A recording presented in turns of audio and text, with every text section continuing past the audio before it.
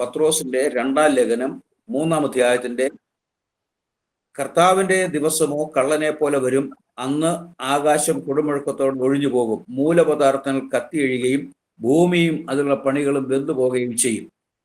കർത്താവിന്റെ ദിവസം കള്ളനെ പോലെ വരും. അതടുത്ത വിഷയത്തെ ഞാൻ ഓർമ്മപ്പെടുത്തുന്നുണ്ട്. അന്ന് മൂലപദാർത്ഥങ്ങൾ കത്തിയരിയും, ആകാശം കൊടുമുഴക്കത്തോടെ മാറ്റപ്പെടും. അത് ശാസ്ത്രീയമായിരിക്കുന്ന ഒരു വലിയ പ്രഖ്യാപനമാണ് പത്രോസ് അപ്പോസ്തലൻ നൽകിയിരിക്കുന്നത്. ഞാൻ അതിന്റെ വിശദീകരണത്തിലേക്ക് പോകുന്നില്ല. ഈ ഭൂമിയും അതിന്റെ പണികളും മുഴുവൻ വെന്തുപോകും. കർത്താവിന്റെ വരവിനോടനുബന്ധിച്ചുള്ളതായിരിക്കുന്ന സംഭവ പരമ്പരകളിൽ നമുക്കത് മനസ്സിലാക്കുവാനായിട്ട് കഴിയും. ആ ഭാഗവും ഞാൻ അങ്ങനെ നിർത്തുകയാണ്. അപ്പോൾ കർത്താവിന്റെ രണ്ടാമത്തെ വരവ് സംഭവിക്കും എന്നുള്ളത് അനേക തെളിവുകളിലൂടെ നാം ചിന്തിച്ചുകൊണ്ടിരിക്കുകയാണ്. അടുത്തത് ക്രൈസ്തവ സഭകളുടെ കൂദാശകൾ യേശുക്രിസ്തുവിന്റെ രണ്ടാമത്തെ വരവിനെ വ്യക്തമായി പ്രഖ്യാപിക്കുന്നതാണ്. വിശുദ്ധ തിരുവത്താഴ്, വിശുദ്ധ കുർബാന, അതിൽ 2 കാര്യമാണ് പ്രത്യേകമായി പ്രഖ്യാപിക്കുന്നത്. ഒന്ന്, യേശുക്രിസ്തു എൻ്റെ പാപത്തിന്റെ പരിഹാരത്തിന് മരിച്ചു എന്നുള്ളതായിരിക്കുന്ന പ്രഖ്യാപനം. മറ്റൊന്ന്, ഞാൻ വരുവോളം എൻ്റെ ഓർമ്മയ്ക്കായി ഇത് ചെയ്യുവീൻ എന്ന് കർത്താവ് പറഞ്ഞു. അപ്പോൾ ഓരോ ഞായറാഴ്ചയും വിശുദ്ധ കുർബാന അനുഷ്ഠിക്കുമ്പോൾ, തിരുവത്താഴ് ശുശ്രൂഷ സംബന്ധിക്കുമ്പോൾ വളരെ വ്യക്തമായ കൂദാശകളിലൂടെ പ്രഖ്യാപിക്കുന്നു കർത്താവ് യേശുക്രിസ്തു രണ്ടാമത് വരും എന്നുള്ളത്. അതുപോലെ നമ്മുടെ കൂദാശകളിൽ ഭവന വാഴ്വ് ശുശ്രൂഷ നടക്കുമ്പോൾ അവിടെയും നിത്യമായൊരു ഭവനത്തിലേക്കുള്ളതായിരിക്കുന്ന ആഹ്വാനമാണ് നമുക്ക് നൽകുന്നത്. വിവാഹ ശുശ്രൂഷ എന്ന കൂദാശ നടക്കുമ്പോഴും സ്വർഗീയ മണവാളനായിരിക്കുന്ന കർത്താവായ യേശുക്രിസ്തുവുമായിട്ടുള്ള മണവാട്ടിയുടെ വേളിയെ സംബന്ധിച്ചുള്ളതായിരിക്കുന്ന വിഷയം കൂടെയാണ് അവിടെ രേഖപ്പെടുത്തുന്നത്. അപ്പോൾ ക്രിസ്തീയ കൂദാശകളിൽ യേശുക്രിസ്തുവിന്റെ പുനരാഗമനത്തെക്കുറിച്ച് വളരെ വ്യക്തമായി നമ്മെ പഠിപ്പിക്കുന്നു. അടുത്തത്, എല്ലാ ഞായറാഴ്ച ആരാധന മധ്യത്തിൽ വിശ്വാസ പ്രഖ്യാപനം, നിഖ്യാവിശ്വാസ പ്രമാണം എല്ലാ വിശ്വാസികളും ആവർത്തിച്ച് ചൊല്ലുന്നതായിട്ടുള്ള ഒരു ഭാഗമാണ്, പ്രഖ്യാപിക്കുന്ന ഭാഗമാണ്. അതിൽ ജീവിച്ചിരിക്കുന്നവരെയും മരിച്ചവരെയും വിധിപ്പാൻ തന്റെ മഹാപ്രഭാവത്തോടെ ഇനിയും വരുവാനിരിക്കുന്നതിനുമായ യേശുക്രിസ്തുവിൽ ഞങ്ങൾ വിശ്വസിക്കുന്നു. അത് വളരെ വ്യക്തമായി വിശ്വാസ പ്രമാണത്തിൽ വളരെ വ്യക്തമായി പ്രഖ്യാപിക്കുന്നു. ഇനിയും വരുവാനിരിക്കുന്നവനുമായ യേശുക്രിസ്തുവിൽ ഞങ്ങൾ വിശ്വസിക്കുന്നു. ഇങ്ങനെ വിശ്വാസ പ്രഖ്യാപനത്തിലും കൂദാശകളിലും ഒക്കെ യേശുക്രിസ്തുവിന്റെ വരവിനെ കുറിച്ച് പ്രഖ്യാപിക്കുന്നു. മാത്രമല്ല യേശുക്രിസ്തു തന്നെ നേരിട്ട് ഈ വിഷയം പറയുകയാണ്. യോഹന്നാൻ സുവിശേഷം 14-ാം അധ്യായത്തിന്റെ 1-ാമത്തെ വാക്യത്തിൽ വരുമ്പോൾ, നിങ്ങളുടെ ഹൃദയം കലങ്ങിപ്പോകരുത്, ദൈവത്തിൽ വിശ്വസിപ്പീൻ, എന്നിൽ വിശ്വസിപ്പീൻ. എൻ്റെ പിതാവിന്റെ ഭവനത്തിൽ അനേകം വാസസ്ഥലങ്ങൾ ഉണ്ട്. ഇല്ലെങ്കിൽ ഞാൻ നിങ്ങളോട് പറയുമായിരുന്നു. ഞാൻ നിങ്ങൾക്ക് സ്ഥലം ഒരുക്കുവാൻ പോകുന്നു. ഞാൻ പോയി സ്ഥലം ഒരുക്കിയാൽ ഞാൻ ഇരിക്കുന്നിടത്ത് നിങ്ങളെ ഇരിക്കേണ്ടതിന് പിന്നെയും വന്ന് നിങ്ങളെ എൻ്റെ അടുക്കൽ ചേർത്തുകൊള്ളും. കർത്താവ് വളരെ വ്യക്തമായി ആധികാരികമായി പറയുന്നു, ഞാൻ തന്നെ വന്ന് നിങ്ങളെ എൻ്റെ അടുക്കൽ ചേർത്തുകൊള്ളും. നിത്യമായ ഭവനത്തിലേക്ക് കർത്താവ് നമ്മെ ചേർക്കും. അതിനായി കർത്താവ് ഈ ലോകത്തിലേക്ക് മടങ്ങി വരും എന്ന് കർത്താവ് വളരെ വ്യക്തമായി നമ്മോട് രേഖപ്പെടുത്തി. മാത്രമല്ല പത്മോസിന്റെ ഏകാന്തൽ കിടക്കുന്ന യോഹന്നാൻ ദിവ്യ ദർശനങ്ങളെ ദർശിക്കുന്ന കൂട്ടത്തിൽ യേശുക്രിസ്തുവിന്റെ പ്രഖ്യാപനത്തെ അരക്കിട്ട് ഉറപ്പിച്ചു പറയുന്നു. വെളിപ്പാട് പുസ്തകം 22-ാം അധ്യായത്തിന്റെ 7-ാമത്തെ വാക്യത്തിൽ നാം ഇപ്രകാരം വായിക്കുന്നുണ്ട്, ഇതാ ഞാൻ വേഗത്തിൽ വരുന്നു, ഈ പുസ്തകത്തിലെ പ്രവചനം പ്രമാണിക്കുന്നവൻ ഭാഗ്യവാൻ എന്ന് പറഞ്ഞു. ഇവിടെ കർത്താവ് പറഞ്ഞു, ഇതാ ഞാൻ വേഗത്തിൽ വരുന്നു. 22-ന്റെ 12-ാമത്തെ വാക്യത്തിൽ നാം കാണുന്നു, ഇതാ ഞാൻ വേഗം വരുന്നു, ഓരോരുത്തരും അവനവന്റെ പ്രവർത്തിക്ക് തക്കവണ്ണം കൊടുപ്പാൻ പ്രതിഫലം എൻ്റെ പക്കലുണ്ട്. അവിടെയും ഇതാ ഞാൻ വേഗം വരും. 20-ാമത്തെ വാക്യത്തിൽ വരുമ്പോൾ അവിടെ നാം കാണുന്നു, ഇത് സാക്ഷീകരിക്കുന്നവൻ അതേ ഞാൻ വേഗം വരുന്നു എന്ന് അരുളി ചെയ്യുന്നു. വെളിപ്പാട് പുസ്തകം 1-ാം അധ്യായത്തിന്റെ 7-ാമത്തെ വാക്യത്തിൽ ഇതാ അവൻ മേഘാരൂഢനായി വരുന്നു, ഏത് കണ്ണും കുത്തിത്തുളച്ചവരും അവനെ കാണും. ഇതാ ഞാൻ വേഗം വരുന്നു. അനേക ഭാഗങ്ങളിൽ, വെളിപ്പാട് പുസ്തകത്തിന്റെ അനേക ഭാഗങ്ങൾ അല്ല, വേദപുസ്തകത്തിന്റെ അനേക ഭാഗങ്ങളിൽ യേശുക്രിസ്തുവിന്റെ പുനരാഗമനത്തെ കുറിച്ചുള്ളതായിരിക്കുന്ന വലിയ തെളിവുകളാണ്, പ്രഖ്യാപനമാണ് നൽകിയിരിക്കുന്നത്. ഇനി അടുത്ത ഭാഗത്തേക്ക് പ്രവേശിക്കട്ടെ. കർത്താവിന്റെ വരവിന്റെ സമയം എപ്പോഴാണ് കർത്താവ് വരുന്നത്? ഇതേക്കുറിച്ച് കഴിഞ്ഞകാല ക്രൈസ്തവ സഭ നേതൃനിരകളിൽ പലരും പല സമയങ്ങളെക്കുറിച്ച് പറഞ്ഞിട്ടുള്ളതായിട്ട് നമുക്ക് കാണുവാനായിട്ട് കഴിയും. യൂസ്തൂസ് ജോസഫ് എന്ന് പറയുന്ന, അത് വിദ്വാൻ കുട്ടിയച്ചൻ എന്നറിയപ്പെടുന്നതായിട്ടുള്ള ഒരു വേദ പണ്ഡിതനുണ്ടായിരുന്നു. അദ്ദേഹത്തിന് അനേക പാട്ടുകൾ നമ്മൾ പാടുന്നുണ്ട്, നമ്മൾ ശ്രദ്ധിക്കുന്നുണ്ട്. അദ്ദേഹം 5.5 വർഷം കഴിയുമ്പോൾ യേശുക്രിസ്തു വരും എന്ന് പറഞ്ഞു. അതുപോലെ തന്നെ അനേകരും യേശുക്രിസ്തുവിന്റെ വരവ് ഇന്ന മാസം ഇത്രാം തീയതി സംഭവിക്കും എന്ന് പ്രഖ്യാപിച്ചിട്ടുണ്ട്. എന്നാൽ അവരൊക്കെ മാറ്റപ്പെട്ടു. ദൈവത്തിന്റെ വചനം അതേക്കുറിച്ച് എന്താണ് രേഖപ്പെടുത്തിയിരിക്കുന്നത്? മത്തായിയുടെ സുവിശേഷം 24-ാം അധ്യായത്തിന്റെ 36 വാക്യത്തിൽ വരുമ്പോൾ യേശുക്രിസ്തു തന്നെ പറയുന്നു, ആ നാളും നാഴികയും സംബന്ധിച്ചോ എന്റെ പിതാവ് മാത്രമല്ല സ്വർഗ്ഗത്തിലെ ദൂതന്മാരും പുത്രനും കൂടെ അറിയുന്നില്ല. കർത്താവിന്റെ വരവിന്റെ സമയത്തെക്കുറിച്ച് ചോദിച്ചപ്പോൾ കർത്താവ് പറഞ്ഞ മറുപടിയാണ്, ആ നാളും നാഴികയും സംബന്ധിച്ചോ എന്റെ പിതാവ് മാത്രമല്ലാതെ സ്വർഗത്തിലെ ദൂതന്മാരും പുത്രനും കൂടെ അറിയുന്നില്ല. 10 കന്യകമാരുടെ ഉപമ കർത്താവ് പഠിപ്പിക്കുമ്പോൾ മത്തായി സുവിശേഷം 25 അധ്യായത്തിന്റെ 13 വാക്യത്തിലേക്ക് വരുമ്പോൾ കർത്താവ് വളരെ വ്യക്തമായി ആ ഭാഗം രേഖപ്പെടുത്തിയിരിക്കുന്നു. ആകയാൽ നാളും നാഴികയും നിങ്ങൾ അറിയായ കൊണ്ട് ഉണർന്നിരിപ്പീൻ. ഇവിടെ കർത്താവിന്റെ വരവ്, അതിന്റെ സമയം നമുക്ക് ആർക്കും പറയുവാനോ സാധ്യമല്ല. കർത്താവ് വെളിപ്പെടുത്തിയിട്ടുമില്ല. അത് രഹസ്യമായിരിക്കുന്നതായിട്ടുള്ള വലിയ വിഷയമാണ്. അതുകൊണ്ട് വരത്തില്ല എന്നുള്ളതല്ല. നമ്മുടെ ജീവിതത്തിൽ 2 യാഥാർത്ഥ്യങ്ങൾ, സമയം നിശ്ചയമില്ലാത്തതും നിശ്ചയമായി സംഭവിക്കുന്നതുമായിട്ടുള്ള 2 യാഥാർത്ഥ്യങ്ങളുണ്ട്. ഒന്ന് നമ്മുടെ മരണമാണ്. അത് സംഭവിക്കും, അതിന്റെ സമയം നമുക്കറിയത്തില്ല. അതുപോലെ രണ്ടാമത്തത് കർത്താവിന്റെ പുനരാഗമനം. ആ സമയം നമുക്കറിയത്തില്ല, നിശ്ചയമായും അത് സംഭവിക്കുക തന്നെ ചെയ്യും. കർത്താവിന്റെ വരവിന്റെ സമയത്തെക്കുറിച്ച് നമുക്ക് ആർക്കും പറയാം. അതുകൊണ്ട് കർത്താവ് വരുന്ന സമയം നമുക്കറിയാൻ പാടില്ലാത്തതുകൊണ്ട് ഒരുങ്ങിയിരിക്കുവാൻ നമ്മെ വ്യക്തമായി ഓർമ്മപ്പെടുത്തുകയാണ്. അടുത്ത ഭാഗത്തേക്ക് കിടക്കട്ടെ. കർത്താവിന്റെ വരവിന്റെ വിധം, ഏത് വിധത്തിലാണ് കർത്താവിന്റെ വരവ്? അവിടെ വളരെ വ്യക്തമായി മത്തായി സുവിശേഷം 24 അധ്യായം അതിന്റെ 42 മുതൽ വാക്യങ്ങളിലൂടെ കടന്നു വരുമ്പോൾ കർത്താവ് രേഖപ്പെടുത്തിയിരിക്കുന്നതായിട്ടുള്ള ഭാഗമുണ്ട്. 24 അധ്യായത്തിന്റെ 42 വാക്യം, നിങ്ങളുടെ കർത്താവ് ഏത് ദിവസത്തിൽ വരുന്നു എന്ന് നിങ്ങൾ അറിയായ കൊണ്ട് ഉണർന്നിരിപ്പീൻ. കള്ളൻ വരുന്ന യാമം ഇന്നതെന്ന് വീട്ടുടയവൻ അറിഞ്ഞു എങ്കിൽ അവൻ ഉണർന്നിരിക്കുകയും തന്റെ വീട് തുറപ്പാൻ സമ്മതിക്കാതിരിക്കുകയും ചെയ്യും എന്ന് അറിയുന്നുവല്ലോ. അങ്ങനെ നിങ്ങൾ നിൽക്കാത്ത നാഴികയിൽ മനുഷ്യപുത്രൻ വരുന്നത് കൊണ്ട് നിങ്ങളും ഒരുങ്ങിയിരിപ്പീൻ. ഇവിടെ 42 വാക്യത്തിൽ നിങ്ങളുടെ കർത്താവ് ഏത് ദിവസത്തിൽ വരുന്നു എന്ന് നിങ്ങൾ അറിയായ കൊണ്ട് ഉണർന്നിരിപ്പീൻ. കള്ളൻ വരുന്ന യാമം നമ്മൾ അറിയുന്നില്ല. അതുകൊണ്ട് കള്ളനെ പോലെ വരും എന്നുള്ളതായിരിക്കുന്ന ഒരു വലിയ വിഷയമാണ് അവിടെ രേഖപ്പെടുത്തിയിരിക്കുന്നത്. കർത്താവിന്റെ വരവിന്റെ വിധം കള്ളനെ പോലെ വരും. തെസ്സലോനിക്കർക്ക് എഴുതിയ 1-ാം ലേഖനം 5-ാം അധ്യായത്തിലേക്ക് വരുമ്പോൾ അവിടെ പൗലോസ് അപ്പോസ്തലൻ രേഖപ്പെടുത്തുന്നതായിട്ടുള്ള ഭാഗമാണ്. തെസ്സലോനിക്ക ലേഖനം 1-ാം ലേഖനം 5-ാം അധ്യായത്തിന്റെ 1-ാമത്തെ വാക്യത്തിൽ, സഹോദരന്മാരെ, കാലങ്ങളെയും സമയങ്ങളെയും കുറിച്ച് നിങ്ങളെ എഴുതി അറിയിപ്പാൻ ആവശ്യമില്ല. കള്ളൻ രാത്രിയിൽ വരും പോലെ കർത്താവിന്റെ നാൾ വരുന്നു എന്ന് നിങ്ങൾ തന്നെ നന്നായി അറിയുന്നുവല്ലോ. വെളിപ്പാട് പുസ്തകം 16-ാം അധ്യായത്തിലേക്ക് വരുമ്പോൾ പത്മോസിൽ കിടക്കുന്ന യോഹന്നാന് ദൈവത്തിന് പരിശുദ്ധാത്മാവ് നൽകിയതായിട്ടുള്ള ഒരു വലിയ വെളിപ്പാടുണ്ട്.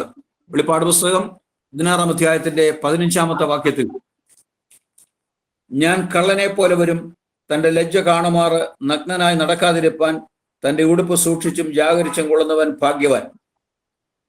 ഞാൻ കള്ളനെ പോലെ വരും. കർത്താവ് കള്ളനെ പോലെ മടങ്ങി വരും എന്ന് വളരെ വ്യക്തമായി രേഖപ്പെടുത്തിയിരിക്കുകയാണ്. കള്ളനായി വരുമെന്നല്ല പറഞ്ഞത്, കള്ളനെ പോലെ വരും. കള്ളൻ വരുന്നത് ആരെയും നേരത്തെ അറിയിച്ചിട്ടല്ല വരുന്നത്. ആരും പ്രതീക്ഷിക്കാത്ത സമയത്ത് മറ്റാരും അറിയാതെ ഒരു വീട്ടിലേക്ക് വരുന്നു എങ്കിൽ ആ വീട്ടിന്റെ നിക്ഷേപം എടുക്കുവാനായി കള്ളൻ വരുന്നത് പോലെ കർത്താവ് ഈ ലോകത്തിലേക്ക് വരുന്നത് ഈ ലോകക്കാരറിയാതെ തന്റെ നിക്ഷേപമായിരിക്കുന്ന സഭയെ ചേർക്കുന്നതിന് വേണ്ടിയാണ്. യേശുക്രിസ്തു കള്ളനെ പോലെ വരുന്നത് തന്റെ നിക്ഷേപത്തെ എടുക്കുന്നതിന് വേണ്ടിയാണ്. പ്രസക്തമായിരിക്കുന്ന ഒരു വിഷയം, കർത്താവിന്റെ വരവിൽ എടുക്കപ്പെടുന്ന നിക്ഷേപമായ സഭ ഏത് എന്നുള്ളതാണ്. അത് ഒരുപാട് സമയം അതിനെക്കുറിച്ച് ചിന്തിക്കേണ്ടതായിട്ടുണ്ട്, ധ്യാനിക്കേണ്ടതായിട്ടുണ്ട്. ചുരുങ്ങിയ മിനിറ്റുകളിൽ ഞാൻ ആ ഭാഗത്തേക്ക് ഒന്ന് കടക്കാൻ ആഗ്രഹിക്കുകയാണ്. സങ്കീർത്തന പുസ്തകത്തിലേക്ക് വരുമ്പോൾ 135-ാം സങ്കീർത്തനത്തിന്റെ 4-ാമത്തെ വാക്യത്തിൽ യഹോവ യാക്കോബിനെ തനിക്കായിട്ടും ഇസ്രായേലിനെ തന്റെ നിക്ഷേപമായിട്ടും തിരഞ്ഞെടുത്തിരിക്കുന്നു എന്ന് നാം കാണുന്നു. ഇത് രണ്ടും ഒരാളാണെന്ന് നമുക്കറിയാം. യാക്കോബായി മുൻപോട്ട് പോകുന്നവൻ, യാക്കോബിനെ സംബന്ധിച്ച വാക്കിന്റെ അർത്ഥം നമുക്കറിയാം, ചതിയൻ, സൂത്രക്കാരൻ, കൗശലക്കാരൻ എന്നൊക്കെയാണ്. അങ്ങനെ മുൻപോട്ട് പോയതായിട്ടുള്ള യാക്കോബിനെ യാബോക്കിന്റെ തീരത്ത് വെച്ച് അവന്റെ ഉള്ള അവസ്ഥ സമ്മതിച്ചു കഴിഞ്ഞപ്പോൾ ദൈവത്തിന്റെ പരിശുദ്ധാത്മാവ് അവന്റെ പേര് മാറി, അവന്റെ സ്വഭാവത്തിന് മാറ്റം കൊടുത്തു. അവൻ രൂപാന്തര അനുഭവത്തിലേക്ക് വന്നു. യാക്കോബ് ആയിരിക്കുന്നിടത്തോളം കാലം ദൈവത്തിന്റെ വകയും, ഇസ്രായേൽ ആകുമ്പോൾ ദൈവത്തിന്റെ നിക്ഷേപവുമായി മാറുകയാണ്. ആത്മീയ ജീവിതത്തിൽ വലിയൊരു വിഷയമാണത്. ദൈവമക്കളെ, നാം യേശുക്രിസ്തുവുമായിട്ടുള്ള വ്യക്തിപരമായ ബന്ധത്തിലേക്ക് പ്രവേശിച്ച് രക്ഷിക്കപ്പെടുന്ന നിമിഷം വരെ ദൈവത്തിന്റെ വകയാണ്. എന്നാൽ ഒരുവൻ രക്ഷിക്കപ്പെട്ട് കഴിയുമ്പോൾ ദൈവത്തിന് നിക്ഷേപമായി അവൻ മാറുകയാണ്. മലാഖിയുടെ പ്രവചനം 3-ാം അധ്യായത്തിലേക്ക് കടന്നു വരുമ്പോൾ മലാഖി പ്രവാചകൻ പറയുന്നതായിട്ടുള്ളൊരു ഭാഗമുണ്ട്. 3-ാം അധ്യായത്തിന്റെ 17-ാമത്തെ വാക്യം മുതൽ നാം വായിക്കുന്നു: ഞാൻ ഉണ്ടാക്കുവാനുള്ള ദിവസത്തിൽ അവർ എനിക്ക് നിക്ഷേപമായിരിക്കും എന്ന് സൈന്യങ്ങളുടെ ദൈവമായ യഹോവയുടെ അരുളപ്പാടാണ്. ഈ 365 ദിവസം അല്ലാതെ ഒരു വലിയ ദിവസം, കർത്താവിന്റെ വലിയ ദിവസം സൃഷ്ടിക്കുവാൻ പോകുകയാണ്. ആ ദിവസത്തിൽ രക്തത്താൽ വീണ്ടെടുക്കപ്പെട്ട ദൈവമക്കൾ ദൈവത്തിന് നിക്ഷേപമായി മാറും. ആ നിക്ഷേപത്തെ എടുക്കുന്നതിന് വേണ്ടിയാണ് കർത്താവ് രഹസ്യമായി വരുന്നത്. യേശുക്രിസ്തുവിന്റെ 2ാമത്തെ വരവിന് 2 ആമുഖമുള്ളതായി നാം കാണുന്നു. ഒന്ന് രഹസ്യം, മറ്റൊന്ന് പരസ്യം. യേശുക്രിസ്തുവിന്റെ 1ാമത്തെ വരവിനും 2 ആമുഖമുണ്ടായിരുന്നു. രഹസ്യമായി 30 വർഷം വരെ, 30 വയസ്സ് വരെ രഹസ്യമായി ശുശ്രൂഷ ആയിരുന്നു. 30ാമത്തെ വയസ്സിൽ പരസ്യമായി ശുശ്രൂഷയിലേക്ക് പ്രവേശിക്കുകയാണ്. അതുപോലെ തന്നെ 2ാമത്തെ വരവിലും 2 ആമുഖമുണ്ട്: രഹസ്യമായ വരവ്, പരസ്യമായ വരവ്. മറ്റൊരു ചിന്ത കൂടെ ഇതിനോട് ചേർത്ത് ഞാൻ പറയാം. യേശുക്രിസ്തു അരിമത്തുകാർ യൗസേപ്പിന്റെ കല്ലറയിൽ അടക്കപ്പെടുന്ന നിമിഷം വരെ ലോക ജനത മുഴുവൻ അവനെ കണ്ടു. എന്നാൽ ഉയർത്തെഴുന്നേറ്റ കർത്താവിനെ ലോക ജനത കണ്ടില്ല, ശിഷ്യന്മാർ മാത്രമേ കണ്ടുള്ളൂ. ഒരു വലിയ ആത്മീയ സത്യമാണ്, ശ്രദ്ധിക്കണം. അപ്പോൾ യേശുക്രിസ്തുവിന്റെ 2ാമത്തെ വരവിന്റെ 1-ാം ആമുഖമായിരിക്കുന്ന രഹസ്യ വരവിൽ തന്റെ രക്തത്താൽ വീണ്ടെടുക്കപ്പെട്ട സഭ മാത്രം അവനെ കാണും, സഭ എടുക്കപ്പെടും. ഞാൻ കഴിഞ്ഞ സമയത്ത് ഓർമ്മപ്പെടുത്തിയതായിട്ടുള്ളൊരു ഭാഗം ആവർത്തിക്കട്ടെ. വേദപുസ്തകത്തിൽ 3 കൂട്ടരാണ്: യഹൂദൻ, ജാതികൾ, സഭ. യഹൂദനിൽ നിന്നും ജാതികളിൽ നിന്നും കാലാകാലങ്ങളിൽ യേശുക്രിസ്തുവിന്റെ രക്തത്താൽ വീണ്ടെടുക്കപ്പെട്ട ദൈവമക്കളുടെ കൂട്ടമാണ് സഭ. എക്ലീസിയ എന്നുള്ളതായിരിക്കുന്ന വാക്കിൽ പ്രഖ്യാപിക്കപ്പെട്ടിരിക്കുന്ന സഭ, വേർതിരിക്കപ്പെട്ടവരുടെ കൂട്ടം. ആ സഭ ദൈവസന്നിധിയിൽ എടുക്കപ്പെടുന്ന നിമിഷമാണ് കർത്താവിന്റെ പുനരാഗമനം.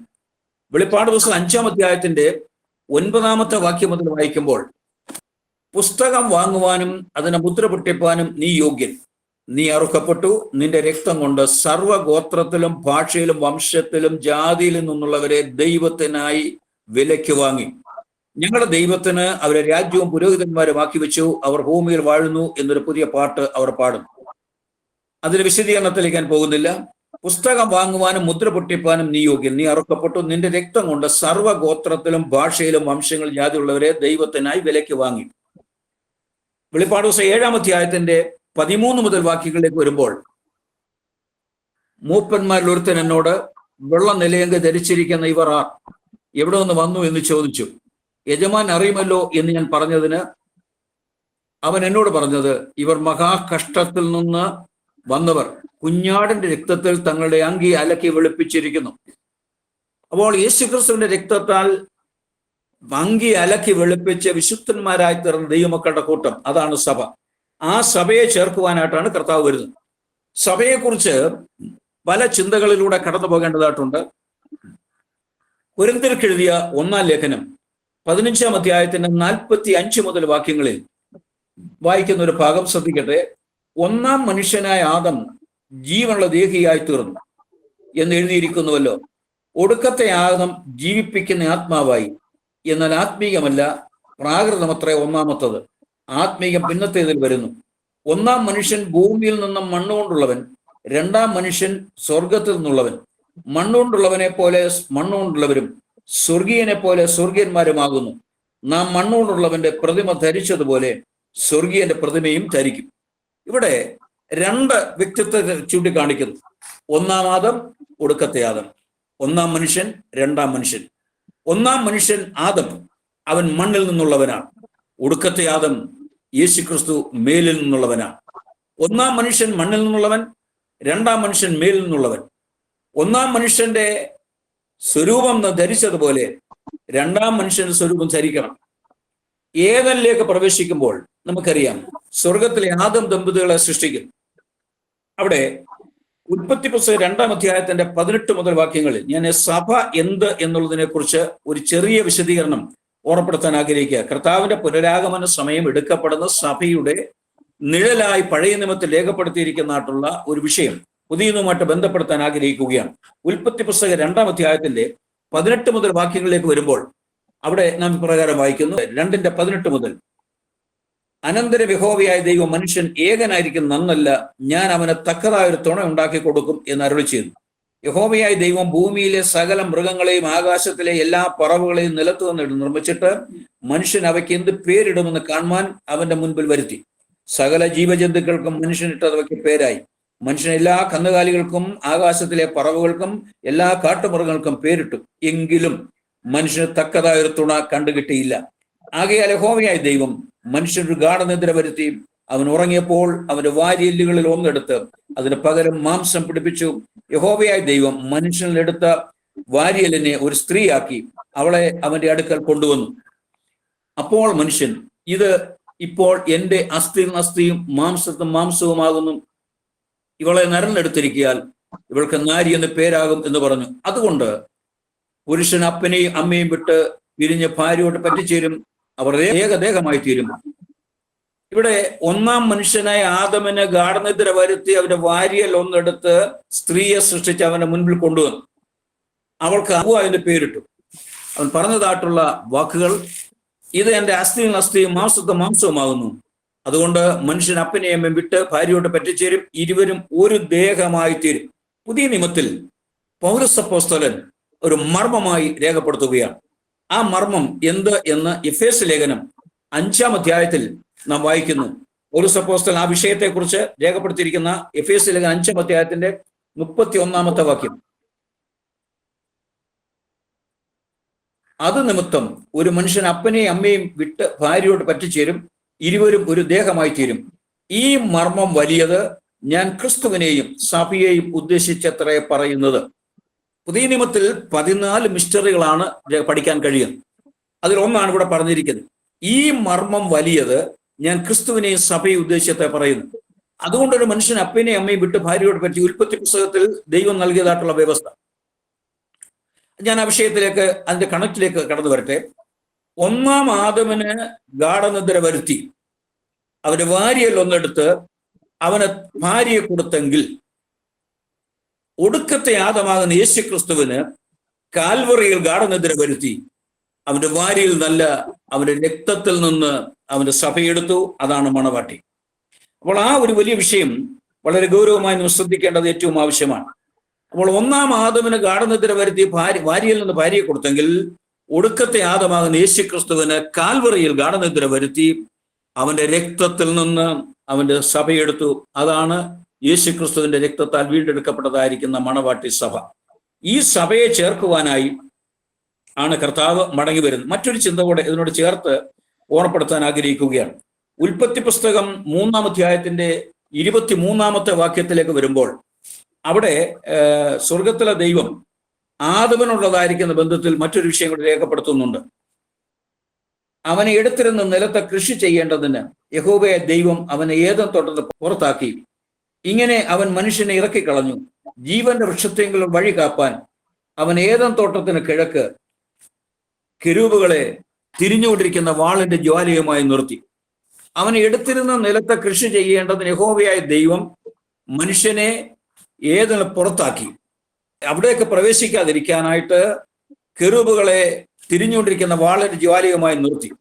ശ്രദ്ധിക്കുക, ഏദൻ പർദീസയിലേക്ക് പ്രവേശനം നിഷേധിച്ചു.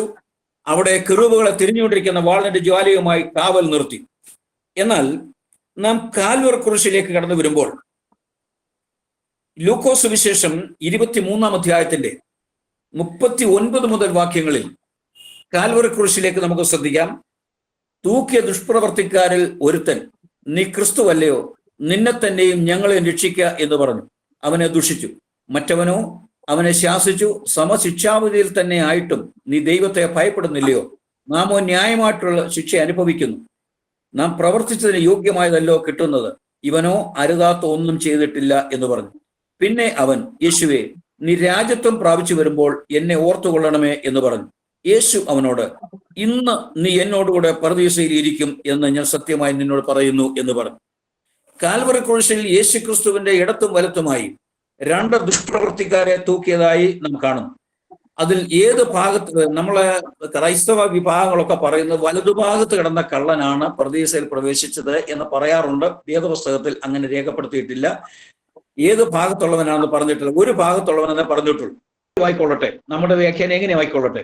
എന്തായിരുന്നാലും ഒരു ഭാഗത്ത് കിടന്ന കള്ളൻ യേശുവിനെ ദുഷിക്കുകയാണ്. അപ്പോൾ മറുഭാഗത്ത് കിടന്ന കള്ളൻ പറയുന്ന ഭാഗമാണ്. അവനെ ശാസിച്ചിട്ട് അവനോട് പറയാ, നാം ചെയ്തതിൽ തക്കവണ്ണം നാം അനുഭവിക്കുന്നു, ഇവനോ അരുതാത്ത ഒന്നും ചെയ്തിട്ടില്ല.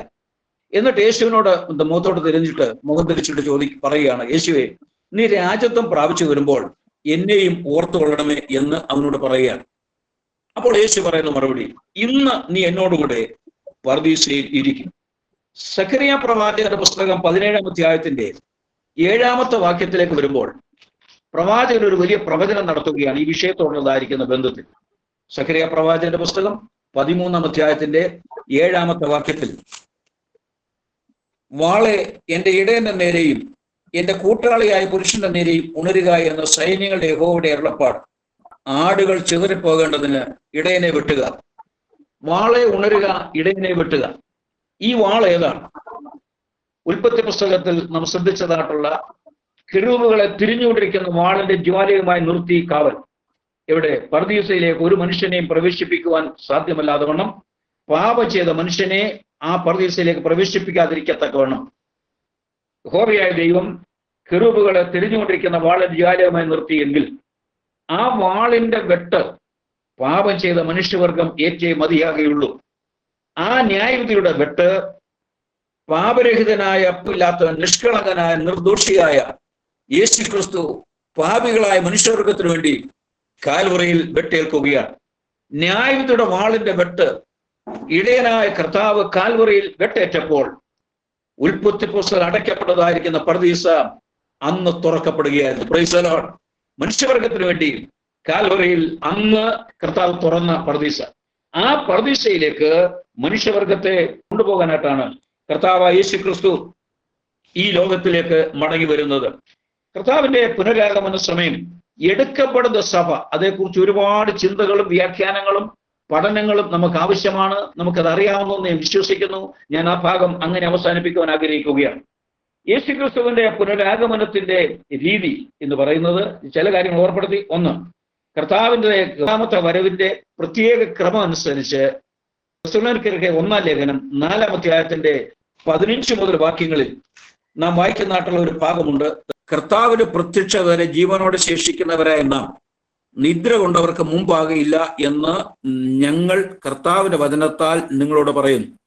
കർത്താവ് താൻ ഗംഭീരനാദത്തോടും പ്രധാന ദൂതന്റെ ശബ്ദത്തോടും ദൈവത്തിന്റെ കാഹളത്തോടും കൂടെ സ്വർഗത്തിൽ ഇറങ്ങി വരികയും ക്രിസ്തുവിൽ മരിച്ചവർ മുൻപ് ഉയർത്തെഴുന്നേൽക്കുകയും ചെയ്യും.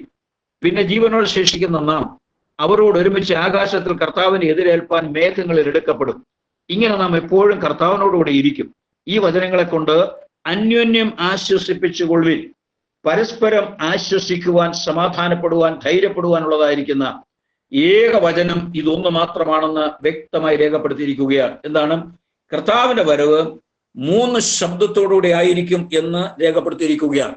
കർത്താവ് തൻ ഗംഭീരനാദത്തോടും പ്രധാന ദൂതന്റെ ശബ്ദത്തോടും ദൈവത്തിന്റെ കാഹളത്തോടും കൂടെ സ്വർഗത്തിൽ നിന്ന് ഇറങ്ങി വരികയും ക്രിസ്തുവിൽ മരിച്ചവർ മുൻപ് ഉയർത്തെഴുന്നേൽക്കും. ഇവിടെ കർത്താവിന്റെ പുനരാഗമനം എന്ന് പറയുന്ന വിഷയത്തിൽ വളരെ ശ്രദ്ധേയമായി പഠിക്കേണ്ടതായിട്ടുള്ള ഭാഗമാണ് ഇവിടെ രേഖപ്പെടുത്തിയിരിക്കുന്നത്. കർത്താവിന്റെ വരവ് 3 ശബ്ദത്തോടുകൂടെ ആയിരിക്കും എന്ന് ഈ ഭാഗം നമ്മെ പഠിപ്പിക്കുകയാണ്. കർത്താവ് താൻ ഗംഭീരനാദം മുഴങ്ങും. അത് 3 ശബ്ദം മുഴങ്ങുമ്പോൾ ഇവിടെ 3 കാര്യങ്ങൾ നടക്കും. ഇവിടെ നടക്കുന്നതായിട്ടുള്ള 3 കാര്യങ്ങൾ: 1 ഉയർപ്പ്, 2 രൂപാന്തരം, എതിരേൽപ്പ്. കർത്താവിന്റെ വരവിൽ 3 ശബ്ദം മുഴങ്ങുമ്പോൾ ഇവിടെ 3 കാര്യങ്ങൾ സംഭവിക്കും: ഉയർപ്പ്, രൂപാന്തരം, എതിരേൽപ്പ്. കർത്താവ് താൻ ഗംഭീരനാദം മുഴങ്ങുമ്പോൾ അന്ന് വരെ ക്രിസ്തുവിൽ മരിച്ചടക്കപ്പെട്ട സകല വിശുദ്ധന്മാരുടെയും കല്ലറകൾ തുറക്കും. യോഹന്നാന്റെ സുവിശേഷം 11-ാം അധ്യായത്തിന്റെ 43 മുതൽ വാക്യങ്ങളിൽ ലാസറിന്റെ കല്ലറയ്ക്കൽ കർത്താവ് കടന്നു വരുന്ന ഭാഗം നാം പഠിക്കുന്നു. അവിടെ വേദനയോടെ ആയിരിക്കുന്ന സഹോദരന്മാരുടെ മറ്റു പ്രിയപ്പെട്ടവർ മുന്നിൽ നിന്നുകൊണ്ട് ലാസറിന്റെ കല്ലറയ്ക്കൽ നിന്ന് കർത്താവ് ലാസറെ പുറത്തു വരിക എന്ന് പ്രഖ്യാപിച്ചു. മരിച്ചവർ ഉയർക്കേണ്ടതായിട്ടുള്ള ആ ദൈവത്തിന്റെ ആ കാഹളം, കർത്താവിന്റെ ഗംഭീര ശബ്ദം ലാസറിന്റെ കല്ലറയ്ക്കൽ മുഴങ്ങുകയാണ്. എന്റെ ചിന്ത, അവിടെ ആ സമയത്ത് ലാസറെ എന്നുള്ള പേര് ഉപയോഗിച്ചില്ലായിരുന്നെങ്കിൽ അന്ന് വരെ ക്രിസ്തുവിൽ മരിച്ചടക്കപ്പെട്ട വിശ്വാസത്തിൽ മരിച്ച വിശുദ്ധന്മാരുടെ കല്ലറ തുറക്കുമായിരുന്നു. എന്നാൽ കർത്താവ് പറയുന്നത്, ലാസറെ നീ മാത്രം ഇപ്പോൾ വന്നാൽ മതി. അതുകൊണ്ട് ലാസറെ പുറത്തു വരിക എന്ന് പറഞ്ഞപ്പോൾ മരിച്ചടക്കപ്പെട്ട 4-ാം ദിവസം നാറ്റം വെച്ചതായിട്ടുള്ള മൃതശരീരം ഇതാ രൂപാന്തരപ്പെട്ട് ആ ശരീരം എഴുന്നേറ്റ് വരികയാണ്. അപ്പോൾ കർത്താവ് താൻ ഗംഭീരനാഥം മുഴങ്ങുമ്പോൾ അന്ന് വരെ ക്രിസ്തുവിൽ മരിച്ചടക്കപ്പെട്ട വിശുദ്ധന്മാർ ഉയർത്തെഴുന്നേൽക്കും. കൊരിന്ത്യർക്ക് എഴുതിയ 1-ാം ലേഖനം 15-ാം അധ്യായത്തിന്റെ 40 മുതൽ വാക്യങ്ങളിലൂടെ വരുമ്പോൾ ദൈവത്തിന്റെ പരിശുദ്ധാത്മാവിൽ പൗലോസ് അപ്പോസ്തലൻ ഈ വിഷയത്തോടുള്ള ബന്ധത്തിൽ രേഖപ്പെടുത്തുന്നതായിട്ടുള്ള ഭാഗം നമുക്കൊന്ന് ശ്രദ്ധിക്കാം. കൊരിന്ത്യർക്ക് എഴുതിയ 1-ാം ലേഖനം 15-ാം അധ്യായത്തിന് 40 മുതൽ വാക്യങ്ങളിൽ, സ്വർഗീയ ശരീരങ്ങളും ഭൗമ ശരീരങ്ങളും ഉണ്ട്. സ്വർഗീയ ശരീരങ്ങളുടെ തേജസ് വേറെ, ഭൗമ ശരീരങ്ങളുടെ തേജസ് വേറെ. സൂര്യന്റെ തേജസ് വേറെ, ചന്ദ്രന്റെ തേജസ് വേറെ. നക്ഷത്രങ്ങളുടെ തേജസ് വേറെ. നക്ഷത്രവും തമ്മിൽ തേജസ് കൊണ്ടും ഭേദമുണ്ടല്ലോ. മരിച്ചവരുടെ പുനരുത്ഥാനവും ഔവണ്ണം തന്നെ. ദ്രവത്വത്തിൽ വിതയ്ക്കപ്പെടുന്നു, അദ്രവത്വത്തിൽ ഉയർക്കുന്നു. അപമാനത്തിൽ വിതയ്ക്കപ്പെടുന്നു, തേജസ്സിൽ ഉയർക്കുന്നു. ബലഹീനതയിൽ വിതയ്ക്കപ്പെടുന്നു, ശക്തിയിൽ ഉയർക്കുന്നു. പ്രാകൃത ശരീരം വിതയ്ക്കപ്പെടുന്നു, ആത്മീക ശരീരം ഉയർക്കുന്നു. പ്രാകൃത ശരീരം ഉണ്ടെങ്കിൽ ആത്മീക ശരീരവും ഉണ്ട്. അപ്പോൾ ഈ ശരീരം രൂപാന്തരപ്പെടും. ക്രിസ്തുവിൽ മരിച്ചടക്കപ്പെട്ട ദൈവമക്കൾ കല്ലറയിൽ നിന്ന് ഉയർത്തെഴുന്നേൽക്കും. ഒന്നാമത് കർത്താവിന്റെ ഗംഭീരനാഥം മുഴങ്ങുമ്പോൾ ക്രിസ്തുവിൽ മരിച്ചടക്കപ്പെട്ട സകല വിശുദ്ധന്മാരെയും കല്ലറകൾ തുറക്കും. ജീവനോടെ ഇരിക്കുന്ന ദൈവമക്കൾ രൂപാന്തരം. മത്തായിയുടെ സുവിശേഷം 24-ാം അധ്യായത്തിന്റെ 40-ാമത്തെ വാക്യത്തിലേക്ക് വരുമ്പോൾ നമ്മുടെ വാഴ്ത്തപ്പെട്ടവനായ കർത്താവ് യേശു ക്രിസ്തു ആ വിഷയത്തെക്കുറിച്ച് രേഖപ്പെടുത്തിയിരിക്കുന്നതായിട്ടുള്ള ഒരു ഭാഗം നമ്മൾ ശ്രദ്ധയിൽ കൊണ്ടുവരാം. അന്ന് 2 പേർ വായിലിരിക്കും, ഒരുത്തനെ കൈക്കൊള്ളും, മറ്റവനെ ഉപേക്ഷിക്കും. 2 പേർ ഒരു തിരികല്ലിൽ പൊടിച്ചുകൊണ്ടിരിക്കും, ഒരുത്തിയെ കൈക്കൊള്ളും, മറ്റവളെ ഉപേക്ഷിക്കും. നിങ്ങളുടെ കർത്താവ് ഈ ദിവസത്തിൽ വരുന്നു എന്ന് നിങ്ങൾ അറിയായകൊണ്ട് ഉണർന്നിരിപ്പീൻ. അപ്പോൾ കർത്താവിന്റെ കാഹള ശബ്ദം മുഴങ്ങുമ്പോൾ അന്ന് വരെ ക്രിസ്തുവിൽ മരിച്ചടക്കപ്പെട്ട വിശുദ്ധന്മാർ ഉയർത്തെഴുന്നേൽക്കും. ജീവനിലിരിക്കുന്നവർ രൂപാന്തരപ്പെടും. ആ ഉയർത്തെഴുന്നേൽക്കുന്നവർ രൂപാന്തരപ്പെടുന്നവരുമായി ദൈവമക്കളുടെ കൂട്ടമാണ് സഭ. ഈ സഭയെ ചേർക്കുവാനായി കർത്താവ് മടങ്ങി വരുമ്പോൾ പ്രധാന ദൂതനായ മീഖായേൽ കാഹളമൂതും. പ്രധാന ദൂതൻ ശബ്ദം മുഴങ്ങുമ്പോൾ സഭ മധ്യാകാശത്തിലേക്ക് എടുക്കപ്പെടും. ദൈവത്തിന് സ്തോത്രം. ആ ഒരു വലിയ പ്രത്യാശയാണ് നമ്മുടെ ആത്മീയ ജീവിതത്തിന്റെ അടിസ്ഥാനം എന്ന് പറയുന്നത്. ഞാൻ ഇവിടെ അവസാനിപ്പിക്കുക. തുടർന്നുള്ള ഭാഗം നാളെ കർത്താവിനെ ഓർമ്മപ്പെടുത്താമെന്ന് ആഗ്രഹിക്കുകയാണ്. അതുകൊണ്ട് കർത്താവിന്റെ മടങ്ങി വരവിൽ എടുക്കപ്പെടുന്ന ദൈവമക്കളുടെ കൂട്ടം സഭ, പറയട്ടെ, യേശു ക്രിസ്തുവിനെ രക്ഷിതാവും കർത്താവുമായി സ്വീകരിച്ച് ജീവിത വിശുദ്ധിയിൽ, വേർപാടിന്റെ അനുഭവത്തിൽ, ദൈവമായിട്ടുള്ള ബന്ധത്തിൽ ആത്മീയ കൂട്ടായ്മ അനുഭവിച്ച് മുൻപോട്ട് പോകുന്ന ദൈവമക്കൾ മാത്രമാണ് എടുക്കപ്പെടുന്നത്. 1-ാമത്തെ പുനരുത്ഥാനത്തിൽ പങ്കുള്ളവൻ ഭാഗ്യവാൻ. 1-ാമത്തെ പുനരുത്ഥാനം യേശു ക്രിസ്തു രക്തത്താൽ വീണ്ടെടുക്കപ്പെട്ട ദൈവമക്കൾക്ക് മാത്രമുള്ളതാണ്.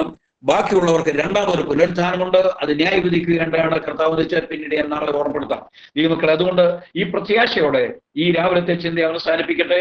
കർത്താവിന്റെ പുനരാഗമന സമയം യേശു ക്രിസ്തു രക്തത്താൽ വീണ്ടെടുക്കപ്പെട്ട ദൈവമക്കൾ, വിശുദ്ധമൻ സഭ കർത്താവിന്റെ സന്നിധിയിലേക്ക് എടുക്കപ്പെടും. ആ സഭ എത്രയോ മാന്യതയും ശ്രേഷ്ഠതയുള്ളതായിരിക്കുന്ന പദവിയാണ്. മലാക്കി പ്രവചനം പറയുന്നത്, ദൈവത്തെ സേവിക്കുന്നവനും സേവിക്കാത്തവനും തമ്മിലുള്ളതായിരിക്കുന്ന വ്യത്യാസം നിങ്ങൾ വീണ്ടും കാണും. ആ വലിയ പ്രത്യാശയുടെ ഉറപ്പോടുകൂടെ കർത്താവിന്റെ സ്ഥലം ആദരിക്കപ്പെടുന്ന, മാനിക്കപ്പെടുന്ന ഒരു സുദിനം നമ്മുടെ മുൻപിലുണ്ട്. അതിനുവേണ്ടി കർത്താവ് നിത്യത്തിലേക്ക് എന്നെ ചേർക്കുവാനായി അവർ കാഹളമൂതിയവൻ സ്വർഗീയ സൈന്യങ്ങളുമായി മടങ്ങി വരുമ്പോൾ ഞാനും ആ കൂട്ടത്തിൽ എടുക്കപ്പെടുമെന്ന് ഉറപ്പോടുകൂടെ ജീവിതയാത്ര മുൻപോട്ട് പോകാൻ ദൈവകരങ്ങൾ ഏൽപ്പിക്കാം. ദൈവത്തിന്റെ പരിശുദ്ധാത്മാവ് നമ്മെ സഹായിക്കട്ടെ.